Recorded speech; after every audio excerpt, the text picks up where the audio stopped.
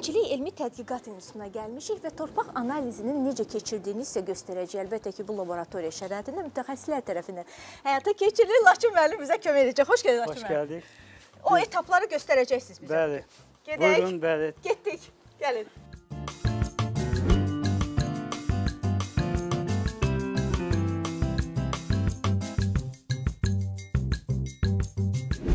Torpaq nümunələrinin analiz olunması bir neçə etapdan keçir, deyə bilərik bunu belə Laçın bəy. Və həmin o etapların başlanğıc nöqtəsindəyik. Biz bura torpağın hazırlanma otağıdır və görürsünüz ki, burada belə bir lövhə şəklində bu həmin o nümunələr gəlib və hardan gəlib bu nümunələr?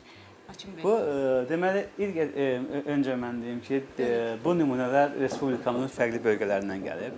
Artıq 2023-cü ildir. Biz 2022-ci ildə təxminən 38 rayonda fermerlərin torpaqlarını qəbul eləmişik və bu müxtəlif analizlər, tövsiyələr arasında fermerlərə təqdim olunub. Bu nümunələr yanvar ayında gələn nümunələrdir. Gəlib bizə deməli Neftçaladan, Samuxdan və Xaçmazdan. Aha, bu bölgələrdən bəli, bu bölgələrdən gəlib, bəli. Torpaq analizinin əhəmiyyəti nədən ibarət? Torpaq analizi nə deməkdir ümumiyyətlə? Hər hansı bir sahədə torpaqda, məsələn, bu torpaqda əkin aparılacaq, həmin torpaq üçün gübrə miqdarını müəyyənləşdirən metodlardır torpaq analizi. Yəni, nə çatışır, nə çatışmır? Nə çatışır, nə çatışmır. Ümumiyyətlə, torpaq analizi olunandan sonra 4 dənə suala fermer cavab tapır. Birinci, bu torpağa gübrə ehtiyacı var və yaxud yoxdur. Əgər gübrəyə ehtiyacı varsa, hansı gübrələrdən istifadə olunacaq? Çünki gübrələrin tərkibində bir və ya bir neçə qida maddəsi var. Aydındır. Üçüncü sual ondan ibarətdir ki, miqdarı nə qədər lazımdır? Dördüncüsü də gübrə nə zaman tətbiq olunacaq?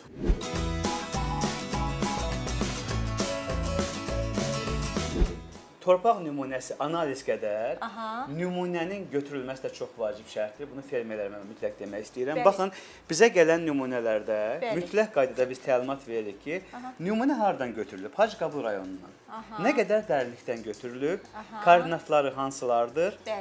Nümunə bizə sıra nömrəsi 44 və nümunə nə zaman götürülüb və nümunə kimdir? Bu sifarişi tərəfindən götürülüb. Və bu torpaqların içərisində də var bu. Yəni, torpaq itməsin deyənə baxın, həmin üzərində var, həm içərisində var. Və bundan sonra, analiz aparılandan sonra bizim aşağıda torpaq otağımız var ki, bu nümunələr bir müddətin orada saxlanılır. Bəli, torpaq gördüyünüz kimi bu prosesi də izlədiniz. Burada ələndikdən sonra biz növbəti otağa keçid alırıq. Çünki bu proses, bu etap bir otaqla yekunlaşmır, laboratoriya hissəsinə keçirik, eləmi? Və bu laboratoriyada xanımlarımız çalışır, yorulmayasınız. Burada hansı işlər gedir? Deməli, biz burada analiz edirik pH, zərərli duzların miqdarı və isi. Bunların mahiyyəti nədən ibarətdir? Torpaq analizində ən birinci olunmalı məqamlardan biri pH analizidir. Çünki Azərbaycanda ümumiyyətlə 80% ərazilərdə pH yuxarıdır, yəni qələbə meyillidir. 20% torpaqlarda Zaqatala və Lənkəran bölgəsində pH aşağıdır və ona görə də çay yetişir. Çay ona görə. Görürsünüz, Zaqatala və Lənkərana görə çay yetişir, orada torpaqların pH-ı bir qədər aşağıdır. Və pH niyə vacib kəmiyyətdir? Çünki gübrələr tətbiq olunanda elə gübrələr var ki, turş mühit yaradır. Əgər pH aşağı olan torpaqlara biz o gübrələri tətbiq edəndə vəziyyəti biraz da gərginləşdirir. Aydındır. Ümumiyyətlə biz deyə bilərikmi, Laçın bəy, bol məhsul götürməyin kökü başlanğıcı torpaq analizdən? Ümumiyyətlə, torpaq analizinin mahiyyəti ondan ibarətdir ki, fermer torpaq analizi eləməklə bol məhsul və keyfiyyətli məhsul almağın açarı torpaq analizindən gedir. Torpaq analizi olunmadan aparılan işlər elə bir ki, həkim məsləhəti olmadan dərman atmağa bənzəyir. Bu qədər. Baxın, burada zərərli duzların miqdarı analiz olunur. Əgər duzların miqdarı müəyyən bir həddən, qradasiyadan yuxarı olanda, orada biz gübrə tövsiyəsi yazmırıq. Orada deyirik, o torpaqlar yuyulmalıdır. Ondan sonra əkin aparılmalıdır. Aydındır. Yəni, bu işlənmiş torpaqlara da aiddir, yoxsa necə? Yəni, əkin aparılmış torpaqlarda bu analizi tətbiq etməlidirlər öz sahələrinə, yoxsa necə? Belə deyək, ümumiyyətlə, şoranlıq məsələsi bugün çox aktual məsələdir və Azərbaycan torpaqlarının da müəyyən hissəsi dayanmadan şorlaşmaya məruz qalır. Ona görə də bu torpaq analizi mütləq vacib aparılmalı analizdir. Çünki bununla müəyyənləşdirilir ki, ümumiyyətlə orada əkin aparılacaq, aparılmayacaq.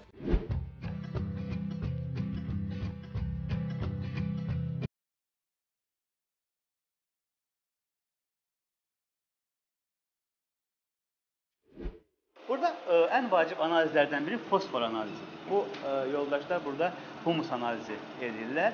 Digər analiz isə kalium analizidir. Kalium analizi məsələn bitkilərdə kök sisteminin formasında çox vacibdir. Məsələn, bu analizdə biz torpaqda olan kaliumun miqdarını müəyyənləşdiririk. Ümumiyyətlə, kaliumun vacib məsələsi taxıllarda yatma olur, zəmlər yatır. Kalium qida maddəsi normal olanda zəm yatması baş vermir. Amma əsasən verilən gübrələr bu kaliumdur, fosfordur və azotdur, eləmi torpağa? Var təməl gübrələr, toxumla bir yerdə verilən gübrələr. Bu əsas fosforla kalium gübrəsidir. Bir də yemləmə olaraq verilən gübrələr var ki, bunlar azot gübrələrdir.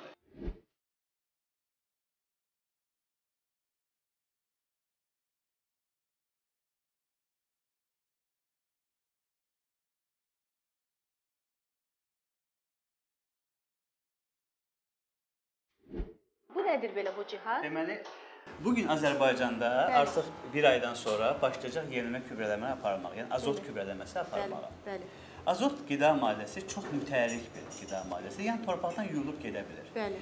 Və bugün dünyada baş verən qlobal problemlər gübrənin qiymətini bahalaşdırır və fermerlər lazımdır ki, gübrəni tam normasında istifadə etsin və izafi xərclərə getməsinlər. Və bu cihazla biz müəyyənləşdiririk ki, hal-hazırda, yəni fevralda bizə nümunələr gələcək ki, torpaqda azotun miqdarı nə qədərdir və əlavə olaraq biz ora nə qədər gübrə verməliyik. Bu cihaz vasitəsilə? Bu cihaz vasitəsilə və mən sizə sadə bir misal çəkim. Keçən il bizə bir şirkət müraciət eləmişdi. Şirkət hidroliz olunan azot analizləri elədi və sonuçda dedi ki, biz sadəcə burada analiz elədiyimizə görə təxminən 120 manat civarında biz şirkətə əlavə xeyir gətirmişik ki, çox gübrələməyə getmədik.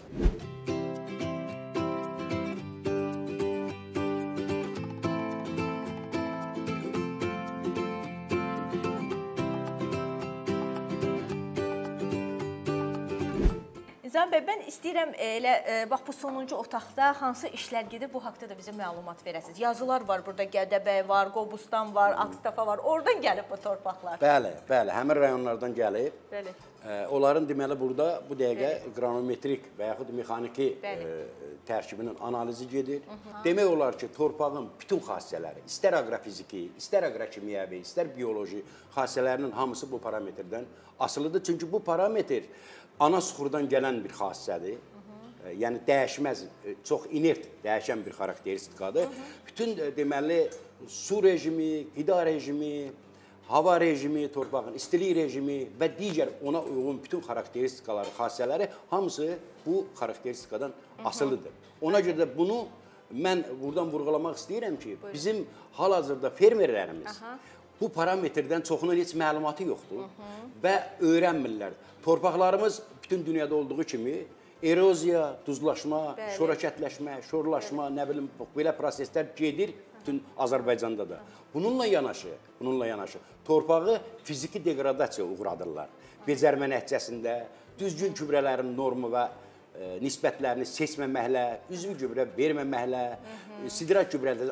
Ona görə də bütün fermerlərimizə mən buradan müraciət edirəm ki, üzvü gübrələrdə, mineral gübrələr aydın məsələdir, istifadə olunmalıdır. Amma üzvü gübrələrdən, sidrat gübrələrdən, digər üzvü tərkibli maddələrdən istifadə eləsinlər və qranometrik tərkibi nəzərə almaqla torpağı işləsinlər. Yaxşı, bol, keyfiyyətli məhsul, nemət əldə etmək istəyirsinizsə, gətirin.